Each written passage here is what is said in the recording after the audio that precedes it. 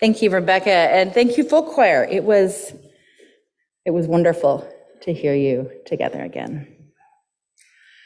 I want to share a quick story about a very different kind of meal. And this story has a few different origins. Generally, it's thought to have been one of the stories told by Rabbi Haim in the Jewish tradition of telling stories and interpreting them. But I'm not quite sure that's true. So disclaimer, I'm not exactly sure where this story originated.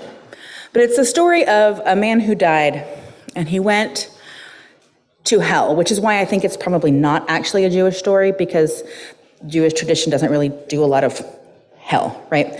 But he dies, and he goes to the bad place. And he looks around, and it's a feast. And people are sitting at big round tables, heaped high with food. And they're all holding very, very long spoons. And maybe you've heard this story, maybe you know where it's going. And the spoons are so long that when they go to get delicious food out of one of the serving bowls, they can't bring the spoon around to feed themselves. And so they are all at this table full of food, perpetually hungry.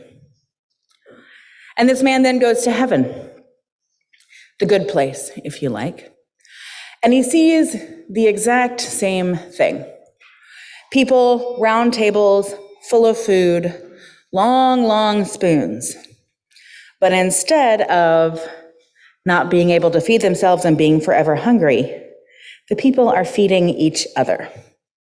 Because if my spoon can't reach my mouth, it can reach the mouth of my sibling across the table from me. And I love that story because it illustrates something that I think to be true. We all love stories that illustrate things that we think to be true already, right? And what that illustrates for me is that the bad place is where I go when I think I can do it on my own and never get what I need, even when it's right in front of me.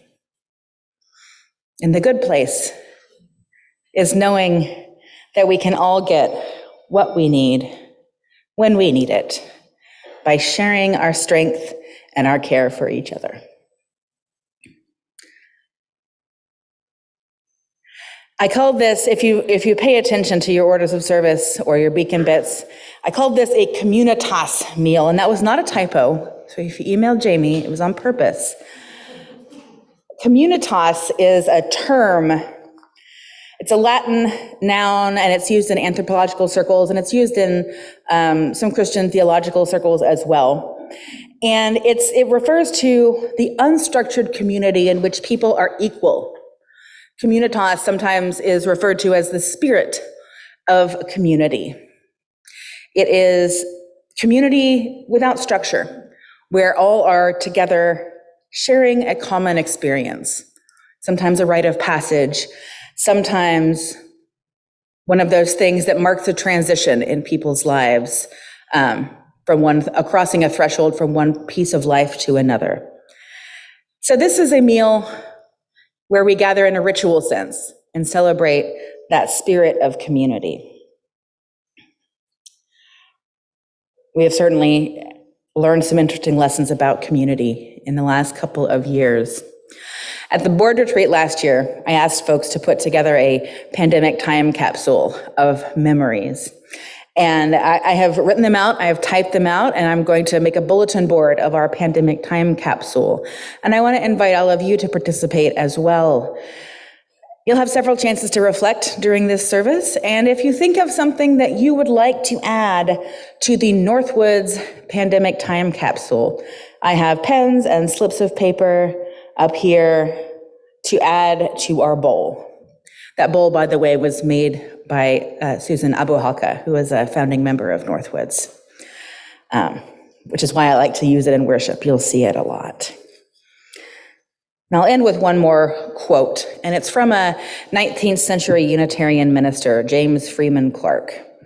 And he was influential because he envisioned a new kind of Unitarianism that went out beyond the sort of formal New England structures into the wilderness of the Midwest. At the time, it was pretty wild.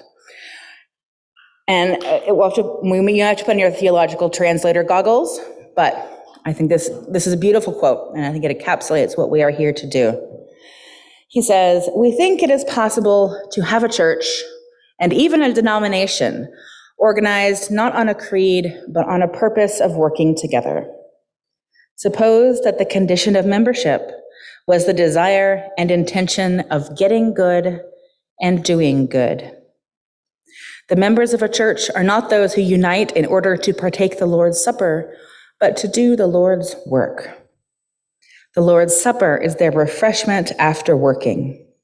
They come together sometimes to remember that love and to get strength from the holy.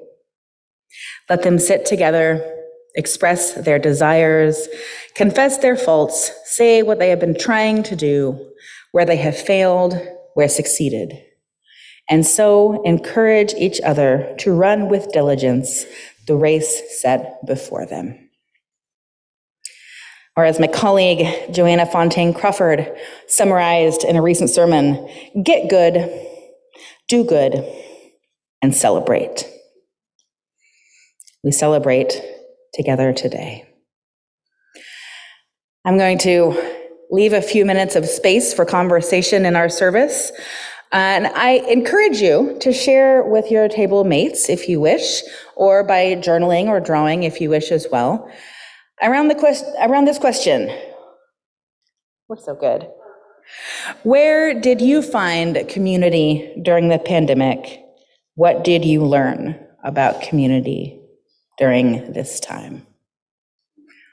And I'll ring my little bell here when it's time to bring your focus back and enjoy each other.